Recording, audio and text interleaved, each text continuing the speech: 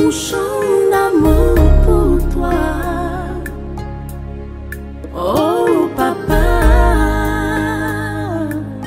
Bonjour chers téléspectateurs de la télé des disciples. Bienvenue sur LTDE, les temples de l'Éternel, dans le cadre de votre émission Les Voix du Cœur. C'est quoi les Voix du Cœur?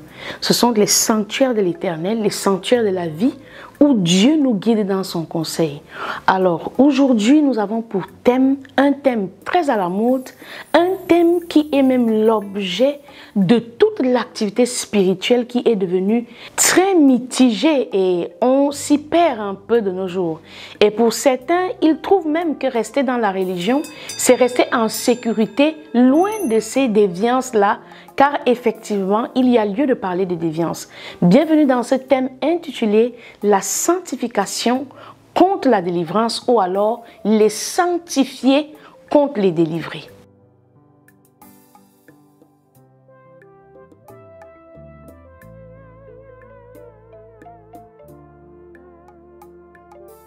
Dans notre génération, nous avons constaté que la jeunesse ou alors les personnes qui sont actives et qui sont à la quête du bonheur sont à la recherche d'une délivrance à tout prix. À cause de cette délivrance à tout prix, beaucoup de personnes qui ont donné leur vie au Seigneur se sont arrêtées ou alors sont dans un anisme spirituel sans connaître la croissance spirituelle. Parce que je recherche la délivrance, je suis plus intéressée au bras de Dieu qu'au Dieu de la délivrance.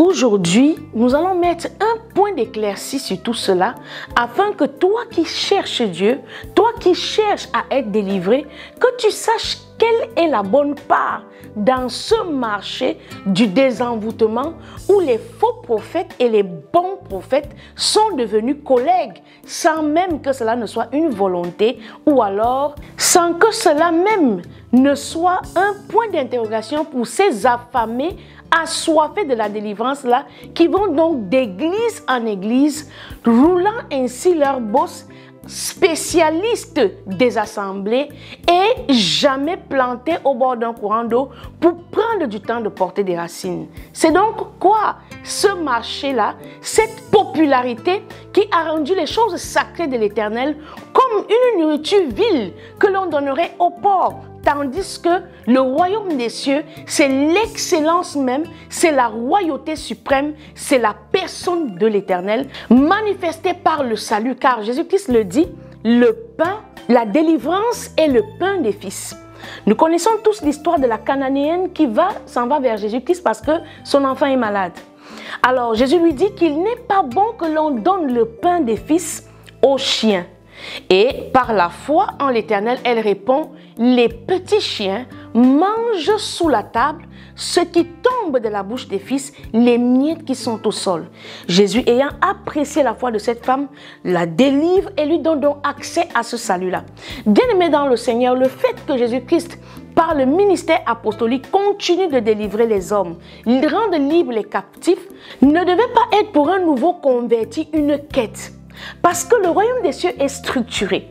Et la volonté de Dieu à ce sujet, c'est que tu recherches premièrement le royaume des cieux et non toute chose. Car si le pain, la délivrance est le pain des fils, ça veut dire que le pain, nous en avons besoin tout le temps, nous en avons besoin tous les jours. Mais ce qui demeure pour l'éternité est la priorité, car cette vie passera et tout ce qu'elle renferme avec. Une délivrance désirée par les chrétiens paresseux, une délivrance désirée par les chrétiens qui ne veulent pas rester fidèles à une église locale, ou alors on peut même quitter une église locale parce qu'on a eu une incompréhension, mais cela ne devrait pas nous donner la soif ou la quête d'aller d'église en église. Parce que lorsque la délivrance devient une quête ou la soif d'un chrétien, ce n'est plus la volonté de l'Éternel au sujet des fils.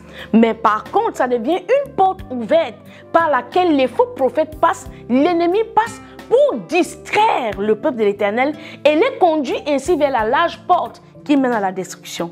Une délivrance donc désirée par ces chrétiens paresseux, ce type de terre dont Jésus-Christ parle lorsqu'il dit « et la graine tombe sur le bord du chemin ». Ce genre de graines, ce sont les oiseaux qui viennent la picorer ou les hommes qui passent, qui la foulent. Parce que la parole de Dieu que l'on a reçue ne prend pas le temps d'être implantée sur la terre de notre cœur. Elle sèche sur le bord, elle sèche au mauvais endroit et elle ne prospère pas. l'obsession de la délivrance, la recherche dans les ministères dits prophétiques qui sont très populaires aujourd'hui et qui cachent une spiritualité mélangée, trahissant ainsi notre génération comme étant une génération fanatique, manquant de régénération dans le renouvellement de l'intelligence, une génération qui ne veut pas se convertir. Ce qui n'exclut en rien les actes des apôtres. Parce que lorsque l'on parle ainsi, quelqu'un va dire, mais les actes des apôtres sont le témoin que Jésus-Christ continue d'exercer cette délivrance-là pour l'Église. Le problème avec l'amour de la délivrance, c'est que nous manquons le chemin du pèlerin. Lorsque je suis tentée d'aller à l'Église parce que je veux voir si l'homme de Dieu est puissant, parce que les gens tombent, parce que les gens manifestent, parce que les gens sont dans une extasie, c'est pourquoi les grands penseurs disent que la religion est devenue l'opium du peuple. Nous sommes dans cette drogue-là lorsque nous croyons que Christ n'est disponible que pour la délivrance. Il a rejeté la femme cananéenne et il s'apprête à rejeter quelqu'un encore aujourd'hui. C'est pourquoi ce type de personnes, chaque fois que l'on lance l'appel à la réconciliation avec Dieu dans une assemblée, ils sont les premiers à se lever. Et ils vont ainsi de pasteur en pasteur en essayant une réconciliation qui a été manquée depuis la fondation de leur compréhension des saintes choses, de leur compréhension de ce que Jésus-Christ est venu accomplir sur la croix pour l'espèce humaine, pour notre salut. Devenant ainsi des prostituées des églises, qui testent l'onction par les tombés et les discours hallucinants qui sont souvent étranges, même pour ceux-là qui rendent ministère. Quelqu'un qui est tombé dans une église il y a 2 mois s'en va tomber dans une autre église. Quelqu'un qui a été dépossédé dans une église au Cameroun, qui s'en va encore tomber dans une église au Nigeria, bien-aimé dans le Seigneur, voici la confusion qui a ouvert la porte aux faux prophètes parce que le manque d'enseignement a conduit les hommes à la facilité.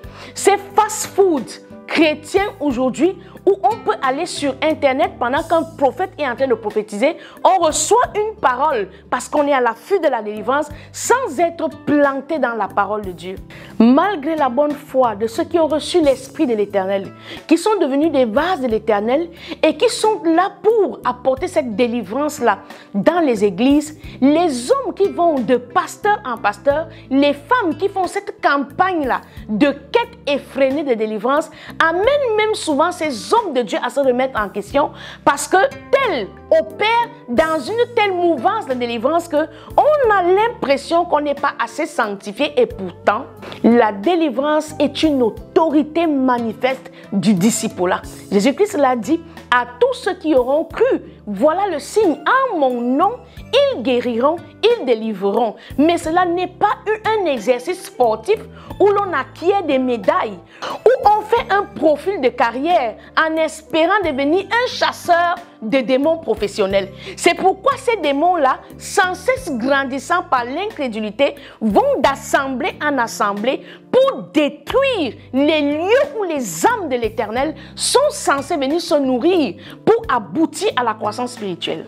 Car la croissance spirituelle, c'est elle qui amène une âme qui est plantée dans la fidélité à rentrer en possession de son héritage.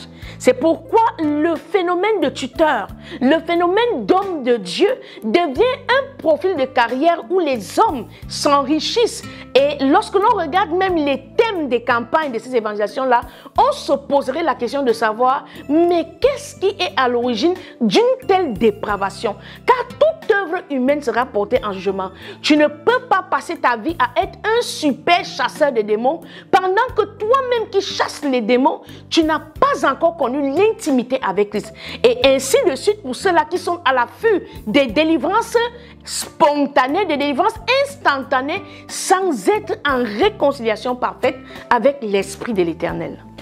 Ayant donc le choix d'un sacrificateur à un autre sans réelle conversion, amenant même d'autres hommes de Dieu à être tellement oppressés dans leur relation avec Christ que lorsqu'ils s'attendent à voir les hommes tomber comme ils ne le voient pas dans leur assemblée, mais qu'ils le voyant ailleurs, se mettent encore à se poser en question, est-ce que je suis réellement appelé? Parce que ces hommes, laissez-moi vous dire, que le diable connaît les versets bibliques, il sait ce qui est écrit, car il l'a dit au Seigneur Jésus, il est écrit, il a aussi dit à Ève dans le jardin d'Éden, il ne viendra jamais avec un gourdin pour t'assommer, mais il viendra questionner ta connaissance de Dieu pour semer le doute dans ton esprit et t'amener donc à éviter, à sortir des rails de la croissance spirituelle.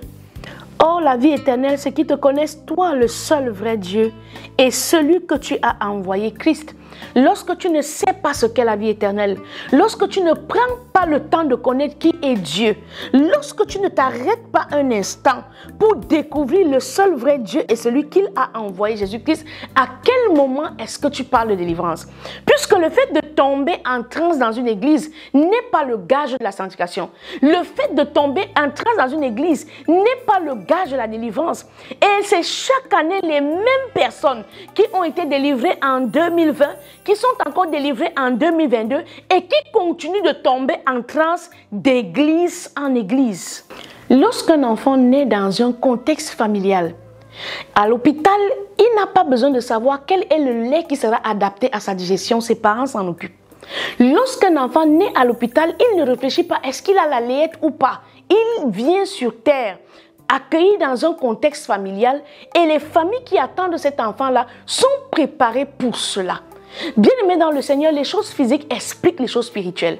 Tu ne peux pas aller à l'église à la rencontre de Jésus-Christ, lui qui est cette promesse de Dieu-là, pour que tu échappes à la mort par le péché, au lieu de t'inquiéter de la vie éternelle, de l'onction de la vie éternelle, toi tu cours à développer, en fait, tu es devenu un sportif des assemblées. Toi quand tu vas à l'église, tu sais même déjà comment tomber pour éviter de te casser la tête, parce que tu sais que c'est là que l'homme de Dieu a l'onction. Bien aimé dans le Seigneur, ces choses-là sont une grande confusion dans les églises de réveil, parce que beaucoup sont devenus maintenant des professionnels de la délivrance.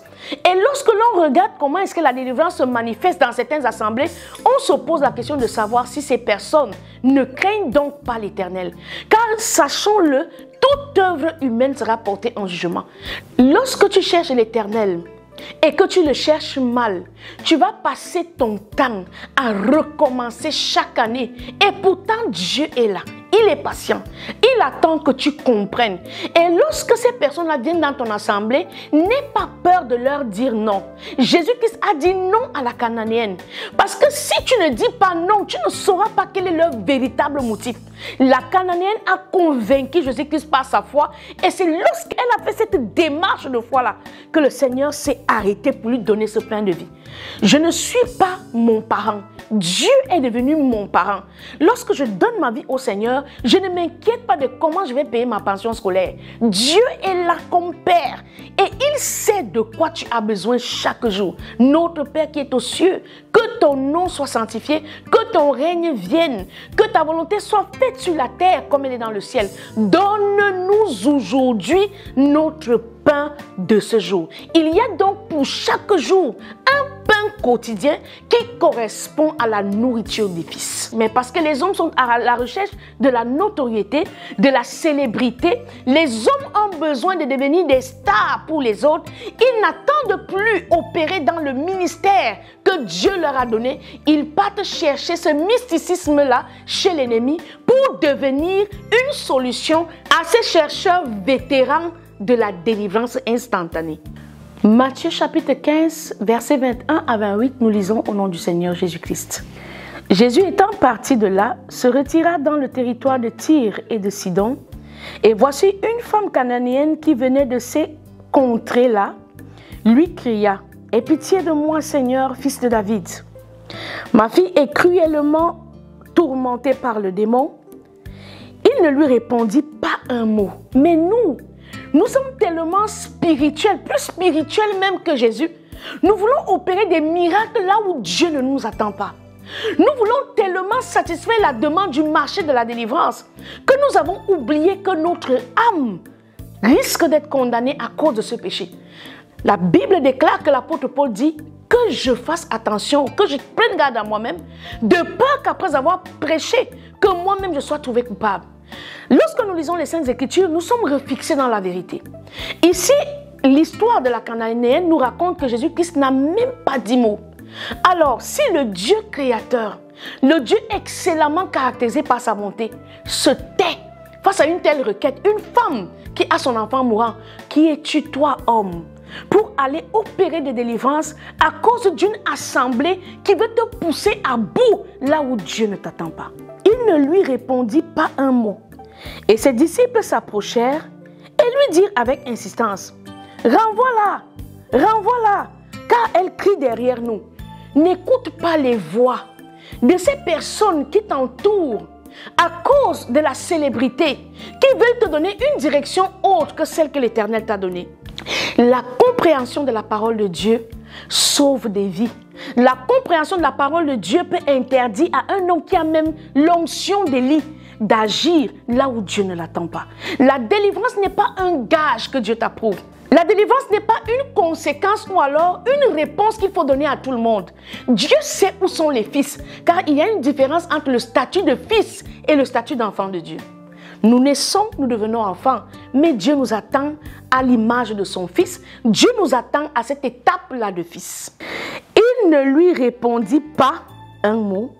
Et ses disciples s'approchèrent et lui dirent avec insistance, « Renvoie-la car elle crie derrière nous. » Il répondit, « Je n'ai été envoyé qu'aux brebis perdues de la maison d'Israël. » Comment est-ce que tu fais pour savoir quelle est la brebis perdue de la maison d'Israël?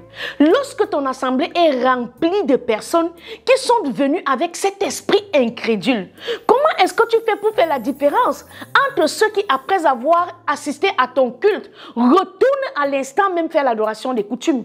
Bien-aimés dans le Seigneur, c'est pourquoi servir Dieu sans le Saint-Esprit, c'est une mission dangereuse qui aboutit à plein de morts. La mort physique, la mort spirituelle, la mort financière, la mort même dans les foyers, parce qu'il y a beaucoup d'hommes de Dieu qui, comme ça, après avoir servi, leur progéniture croule sous cette attaque démoniaque-là, et on peut te dire que voilà l'héritage de tel pasteur, mais aucune prospérité, aucun témoignage de la gloire de Dieu. Pourquoi? Ayant fait des choses par sa chair et non par la révélation. Le marché de la délivrance instantanée est devenu tellement proche de l'enrichissement, est devenu tellement proche des biens financiers et matériels qu'on n'arrive plus à dire non de manger à la table de l'ennemi. Et ceux donc qui sont restés dans la religion, qui attendent le message de la parole de l'évangile de vérité, sont bloqués aux portes du salut et n'arrivent plus à entrer dans la lumière parfaite à cause de ces personnes-là, ces personnes indécises, de servir Dieu dans toutes les conditions, qui se tiennent à la porte avec des fast-foods, des hamburgers de délivrance, des hot dogs de délivrance, des fruits de pommes instantanés de délivrance, qui ont laissé une grande porte ouverte au loup qui est entré dans la bergerie et qui s'est servi des choses saintes, du pain de proposition, comme l'a fait le roi Saül avec ses armées et son entourage. Il répondit, « Je n'ai été envoyé qu'aux brebis perdues de la maison d'Israël. » Mais elle vint se prosterner devant lui, disant, « Toute personne qui veut recevoir de Christ doit être capable de se prosterner dans son cœur, se prosterner dans son savoir, déposer ses diplômes et se mettre à genoux devant la face de l'Éternel. » Si une personne qui a besoin de délivrance ne manifeste pas une telle attitude, tu peux encore décider de ne pas laisser l'onction se disperser. Oui, il faut savoir être dur. Parce que tu n'es pas plus amour que Jésus. Tu n'es pas plus sage que Jésus. Tu n'opères pas dans une dimension spirituelle plus élevée que la sienne. Il faut que les familles qui viennent à Christ aient ce caractère humble. Si la personne qui vient recevoir la délivrance ne peut pas avoir l'attitude de se prosterner, la Cananéenne ne s'est pas limitée au rejet ni à la fermeture des portes du royaume, mais elle a convaincu le maître par son humilité premièrement et par sa foi. Parce que si l'humilité ne vient pas avant la foi, il y a encore lieu de se questionner, n'est-ce pas cette brebis-là qui, après mon assemblée, ira me dire de mon nom chez un autre pasteur, ainsi créant les divisions dans le corps de Christ, parce que chacun veut être celui qui délivre le plus, chacun veut être celui qui satisfait le plus, chacun veut être celui qui a plus d'impact bien-aimée dans le Seigneur, humble servante de l'Éternel que je suis, ce n'est pas là que Dieu nous attend. Mais elle vint se prosterner devant lui disant, Seigneur, secours-moi. Oui, j'ai l'habitude de dire lorsque je cause avec les personnes qui me sont chères, de ne pas faire du bien à celui qui ne t'a pas demandé le bien. Ne gaspille pas ce que tu as pour quelqu'un qui ne peut pas reconnaître l'aide qu'il lui a apportée. Parce que les gens pensent que le ministère, c'est une servitude et cette hypocrisie d'une fausse humilité. Parce que non, les serviteurs de Dieu, tu ne dois pas parler comme ça. Non, tu ne dois pas dire non. Non, tu ne peux pas te refuser. Non, cette fausse piété-là, qui nous a été prêché dans toute l'hypocrisie et cette piété religieuse. Comme quoi, non, on doit marcher nonchalamment avec une allure de saint. Pourtant, nous ne sommes pas reconnus par l'Éternel comme orateurs ou encore, Dieu n'a pas encore donné son cachet pour que nous fassions une délivrance sur tel ou sur tel. Seigneur, secours-moi.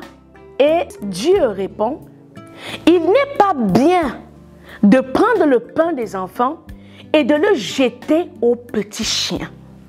Lorsque l'on écoute cette phrase, on n'a pas besoin d'un traducteur ou d'un interprète ou d'un dictionnaire ou d'un prophète pour voir ici que Jésus-Christ vient de qualifier une race humaine inférieure à la race des élus, aux brebis perdues de la tribu d'Israël. Bien-aimé dans le Seigneur, qui es donc tu pour décider par compassion d'engager ton onction là où Dieu ne t'attend pas? Jésus-Christ qui est le Dieu révélé, l'image visible du Dieu que tu adores, le Dieu que tu n'as jamais vu là, celui qui est assis dans le ciel, le Père qui est dans les cieux, s'est révélé à toi dans la gloire d'un fils. Pourquoi est-ce que tu vas donc te déranger lorsque les hommes ne viennent pas à toi parce que tu ne fais pas trop de miracles? Pourquoi tu vas te comparer à un autre ministère? Parce que tu penses que le fait que les gens délivrent là-bas te disqualifie d'être un serviteur authentique. Pourquoi? Si Jésus-Christ lui-même peut traiter un humain de race inférieure. Car si Dieu te dit que tu es un chien, pourtant tu as une âme, un corps et un esprit, ça veut dire qu'il y a des races humaines qui ont perdu leur valeur à cause de leur origine. Car nous savons bien ce que veut dire être une Cananéenne. Nous savons bien ce que veut dire origine cananéenne. Bien aimé dans le Seigneur, c'est pourquoi à l'époque en Israël, même le mariage était interdit avec ces tribus-là. Samson a fait la même erreur. Lorsque Dieu lui dit par la bouche de ses parents, ne prends pas pour épouse certains types de femmes, il s'est égaré et a perdu son onction. Nous connaissons aussi Ésaü dans le même procédé. Ésaü a déçu ses parents en allant prendre des femmes qui ne sont pas sanctifiées. Et lorsque tu vas dans cet hôtel-là, bien-aimé, tu perds ton onction. L'onction n'est pas seulement pastorale. L'onction n'est pas seulement ministérielle. Il y a des gens qui ont l'onction pour devenir des chefs d'État. Il y a des gens qui ont l'onction pour devenir des plus grands boxeurs. Il y a des personnes qui ont l'onction pour devenir des plus grands techniciens dans la télécommunication et même dans les prouesses technologiques. Tu perds ton onction à chaque fois que tu libères l'onction là où Dieu ne t'attend pas. Il n'est pas bien de prendre le pain des enfants et de le jeter aux pieds des chiens. Et la femme de répondre, « Oui, Seigneur, dit-elle. Mais les petits chiens mangent les miettes qui tombent de la table de leur maître. » Alors Jésus lui dit, « Femme, ta foi est grande, qu'il te soit fait comme tu veux. » Oui, avec la foi, avec l'humilité dans la procédure. Nous avons ici une femme qui a reconnu Dieu pour ce qu'il est. Quoique sortant d'une famille d'adorateurs d'idoles, quoique sortant d'une région où les hommes ont rejeté Dieu comme étant le sauveur, Jésus comme étant le sauveur. Si tu sors donc de ces familles-là, ne perds pas ton temps à chercher la délivrance d'assemblée en assemblée. La première des choses, et nous allons le lire dans le livre de Romains, c'est de se soumettre à Jésus. Elle se soumet à Jésus en se prosternant devant lui pour parler. Elle démontre sa foi en parlant avec connaissance du Dieu qui est en face d'elle et elle ouvre donc les écluses des cieux en sa faveur. Dieu ne lui donne pas seulement le miracle pour lequel il est venu, mais il lui dit que ta foi te donne ce que tu veux. Alors peut-être qu'elle était venue avec le besoin de la santé, peut-être qu'elle était venue avec le besoin de la guérison, peut-être même que c'était juste une histoire de sa fille, mais Dieu lui a dit à cette table-là, tu peux non seulement avoir l'entrée, tu peux avoir le plat de résistance, mais tu peux sortir de là avec un désert et même faire des provisions pour rentrer à la maison. Car il s'agit ici du pain, de la nourriture des fils. Donc, il y a une table qui est dressée pour cela. Bien-aimé dans le Seigneur, arrête ce championnat d'église. Arrête d'être ce testeur, là où passe mieux le courant de l'onction. Arrête d'être un objet de distraction dans le corps de Christ. Arrête d'être la raison pour laquelle les hommes de Dieu ne peuvent pas s'asseoir. Parce qu'on a célébré l'autre comme étant le plus grand délivreur. Et pourtant, ceux qui exercent souvent ces délivrances instantanées-là opèrent sur un autel de satanisme et de mysticisme qui n'a rien à voir avec la sanctification. Alors Jésus lui dit, femme, ta foi est grande, qu'il te soit fait comme tu veux. Et à l'heure même, sa fille fut guérie. Nous avons donc là une démonstration de ce qu'est l'action de la délivrance. La première notion de la délivrance qui introduit l'homme dans les sanctuaires de l'Éternel pour manger le pain des fils, c'est de s'humilier devant l'Éternel. Mais de nos jours, les tombeurs à répétition, les grands chercheurs de spectacles religieusement acceptables ont mis le corps du Christ en rivalité. Tel prophète veut être le meilleur, tel prophète veut être le meilleur, frayant ainsi la brèche pour un nid prospère à la prolifération des faux prophètes. Les bonnes questions qu'il faut que tu te poses lorsque tu cherches la délivrance, c'est est-ce que c'est l'homme de Dieu qui délivre ou est-ce que c'est Jésus-Christ qui délivre? Parce que si tu vas vers un homme de Dieu, tu peux manquer l'objet de ta mission. Je quitte l'assemblée les vainqueurs pour aller à l'assemblée des rachetés, ou je quitte l'assemblée des nés de nouveau et prospères là pour aller à l'assemblée des viens à Jésus, tu vas voir comment notre Dieu chauffe comme le piment. Bien-aimé dans le Seigneur, c'est une grosse distraction. C'est une grosse distraction qui prend le pain de vie et qui le jette aux chiens. Il faut que tu saches qu'un prophète ne fait pas le plaisir des hommes, mais de Dieu. Tu vois Jésus-Christ ici, qui ne regarde pas à l'empressement que lui mettent ses disciples, mais il écoute la volonté parfaite de Dieu au sujet de la Cananéenne. Il n'écoute pas les gens qui disent, mais tu ne l'as pas délivré. Je me souviens, pour la petite histoire, je suis allée prêcher dans une assemblée et il y a une femme qui est entrée avec sa fille malade. Et pendant que nous étions en train de passer un bon moment dans la présence du Seigneur, je me suis levée et j'ai dit à la femme, j'ai demandé aux gens d'acclamer l'âme qui est arrachée aux ténèbres et qui vient à Christ. Et pendant que je continuais la prédication, tout le monde s'attendait qu'à la fin, je vais l'appeler devant pour un spectacle de délivrance. Mais instruite par l'Éternel, je ne l'ai pas fait. Je n'ai pas mis ma vie en péril en allant accomplir la volonté des hommes. Je me suis gardée de lui imposer les mains et Dieu dans sa sagesse m'a demandé de convoquer un collège de pasteurs. Lorsque les pasteurs se sont réunis, il y a même eu à l'instant là d'autres révélations qui ont présenté le problème d'une autre façon. Si j'étais allée dans la direction que me dictait ma chair, parce que je crois que je suis trop émue en tant que mère d'enfant, je veux sauver cette fille, non, je serais allée contre la volonté de Dieu. Et lorsque nous regardons la marche de cette famille aujourd'hui et le fait qu'il se retire de la présence de Dieu, on peut comprendre et clairement que les hommes qui viennent à Dieu souvent portent des esprits qui sont là pour tenter les hommes de Dieu. En fait, c'est des épreuves de notre ministère.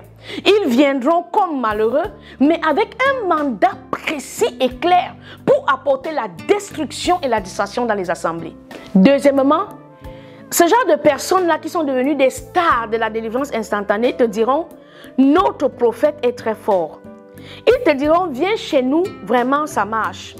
Chez nous, je ne sais pas. Si dans chez nous, tu vois la vie éternelle, ou si dans chez nous, tu vois les 4 murs qui ne suffisent même pas pour porter Dieu, parce que lorsque le roi Salomon lui conçut le temple, il dit, Seigneur, je ne peux même pas prétendre que le temple que je te fais aujourd'hui, qu'on appelle Jérusalem, le temple de Jérusalem que nous connaissons tous, Salomon dit, je ne peux pas prétendre que ce temple puisse te contenir, car la terre et tout ce qu'elle renferme t'appartient, ni même les cieux des cieux. Donc, quand tu dis à quelqu'un, viens chez nous, je ne sais pas si c'est les cieux des cieux, ou c'est tout ce que la terre enferme, car le Dieu dont nous parlons, c'est un Dieu dont personne ne peut prétendre égaler la gloire. Avec des thèmes de séminaire qui introduisent la débauche et le libertinage, je dirais même l'escroquerie et la moquerie dans la chose sacrée de l'Éternel. Je ne sais pas si nous avons entendu parler de l'histoire d'Élie. Élie, le vieux prophète qui a vu naître le prophète Samuel, qui, je peux même dire, par sa désobéissance, rendait Anne stérile. Parce que la désobéissance de certains hommes de Dieu vont occasionner la stérilité des cœurs de berger. Lorsque tu as un cœur de berger, Dieu peut te faire attendre parce que tu portes en toi la réponse pour la sacrificature. Lorsque Anne voyait le temps passer, elle ne savait pas que les douleurs et son attente correspondaient au temps que Dieu donnait à Élie de se repentir. Beaucoup d'entre nous ne savent pas que le fait que nous traversons des moments difficiles, Dieu nous prépare à être des successeurs sur les autels que les autres négligent. Le temps que tu passes à aspirer, à prier, à ne pas voir Dieu réagir comme tu veux, peut être le temps pour lequel Dieu te prépare pour marquer l'histoire et entrer dans l'histoire même de l'écriture. Parce que Dieu n'a pas fini d'écrire la Bible. La Bible n'a pas encore arrêté d'être écrite. Ceux-là qui accèdent à la révélation recommencent à écrire l'histoire parce que la foi vient de ce que l'on entend et ce que l'on entend vient de la parole. Donc vient de la bouche de l'Éternel. Lorsque Abraham entend comment Dieu lui dit quitte la terre, il obéit, ainsi il manifeste la foi jusqu'à avoir Isaac. Donc chaque personne qui entend de Dieu, de la bouche de l'Éternel, je ne parle pas de ces vendeurs d'illusions là et de ces marketistes professionnels de délivrance instantanée, non. Je parle de la révélation d'un prophète oint. Lorsque tu entends de Dieu et que tu manifestes la foi envers ce qui est sorti de la bouche d'un serviteur, je te promets que comme David, tu ne mourras pas sans voir la gloire de l'Éternel. Mais lorsque tu n'as pas cette connaissance de Dieu-là, lorsque tu te laisses attirer à cette distraction disséminée avec des noms, mais quand on regarde, on se pose l'action de savoir. Et c'est comme ça donc que Anne était restée stérile pendant que Élie perdait le temps à se repentir. Dieu lui a donné du temps. Dieu a laissé qu'il se répande. Mais qu'est-ce que Élie faisait? Il mangeait la nourriture qui était donnée en offrande dans la tente d'assignation et il laissait ses fils avoir des relations avec des femmes dans les parvis. Bien-aimés dans le Seigneur, nous n'allons pas réinventer la parole. Jésus-Christ est venu pour que toute chose soit révélée, car il est la vérité, il est la lumière, il est le chemin, il est la vie, il est la parole. Donc, lorsque nous lisons les Saintes Écritures, nous avons une fondation sur laquelle bâtir. Et lorsque nous accédons à la fondation, nous poursuivons l'aventure avec le Saint-Esprit. C'est pourquoi il dit que lorsque nous aurons cru véritablement, nous ferons même des œuvres plus grandes que celles qu'il a accomplies. Pourquoi? Tu ne vas pas me dire que la Bible contient toutes les délivrances de Jésus, non? Le Saint-Esprit a choisi ce qui est utile à notre enseignement, car cela est un héritage. Mais lorsque l'héritier entre en possession de l'héritage, il peut développer la fortune de son Père plus grande même que ce que son Père a laissé. Jésus-Christ nous attend dans l'impact, non selon la chair, mais selon la révélation. On peut opérer dans la délivrance et rester humble. On peut être un prophète oint, mais alors oint, mais rester humble et discret. On peut faire des signes et des prodiges sans être envoyé du Seigneur. Ce qui nous introduit dans la deuxième lecture de ce jour, tirée du livre de Matthieu, Matthieu chapitre 7, du verset 21 au verset 24, que nous lisons au nom du Seigneur Jésus-Christ. Ceux qui me disent Seigneur, Seigneur, n'entreront pas tous dans le royaume des cieux, mais celui-là seul qui fait la volonté de mon Père qui est dans les cieux. Plusieurs me diront en ce jour-là, Seigneur, Seigneur, n'avons-nous pas prophétisé par ton nom? N'avons-nous pas chassé des démons par ton nom? Et n'avons-nous pas fait beaucoup de miracles par ton nom? Alors je leur dirai ouvertement, je ne vous ai point connu, retirez-vous de moi, vous qui commettez l'iniquité. On reconnaît donc ces faux prophètes-là par la quantité d'iniquité qu'ils laissent sur le chemin de leur vie. Ce n'est pas mystique ou l'apanage de la magie que de reconnaître un faux prophète d'un vrai prophète. Il suffit juste de regarder au standard de sa vie. Qu'est-ce qui dicte les standards de sa vie? Quel est son comportement? Quel est son caractère? La Bible appelle cela le fruit. Et donc Jésus-Christ les appelle serviteurs d'iniquité. C'est quoi l'iniquité? C'est le péché. Le péché sous toutes ses formes. Les frasques. Un homme de Dieu qui sert le Seigneur n'a pas le droit de divorcer. Un homme de Dieu qui sert le Seigneur, un homme peut t'abandonner, c'est différent. Une femme peut t'abandonner, c'est différent. Mais ce n'est pas toi qui vas aller chercher le divorce. Ce n'est pas toi qui vas aller te séparer de ton conjoint parce que tu en as marre de supporter. Non, cela n'est pas permis. Car la Bible déclare dans le livre de Corinthiens que oui, c'est la loi de Moïse, mais c'est à cause de la dureté de vos cœurs. Lorsque ton cœur a été touché par la grâce, tu as de la compassion envers le pécheur.